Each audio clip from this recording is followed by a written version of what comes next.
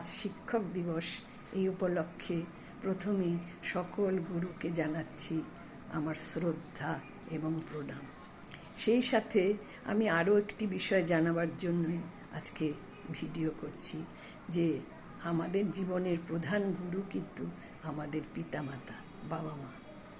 এবং এই বাবা মার কাছে আমরা যত বছর ছিলাম, অর্থাৎ বিয়ের আগে, সেই সময় আমরা যতটুকু শিক্ষা লাভ করেছিলাম, সেই শিক্ষাই কিন্তু এখন অবধি আমরা চলছি এবং খুব ভালোভাবে চলছি। এবং এখনও আমরা যখনই কোনো সমস্যার সম্মুখীন হচ্ছি, বাবা মার কাছেই কিন্তু আড়ালে আমরা বলছি এবং সমস্যা যাতে আমরা সমাধান করতে পারি সেই রাস্তাও খুঁজে দাও, এরকম বলছি। ফলে আমাদের প্রকৃত গুরু কিন্তু আমাদের বাবা মা, পিতামাতা। আর শুধু আজকের দিন নয়, প্রতিদিন প্রতি মুহূর্তে আমরা স্মরণ করছি বাবা মাকে। ফলে এইটুকু জানাবার জন্যই ভিডিও।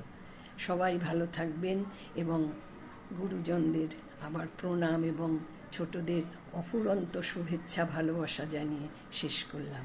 আমি মিতাদি।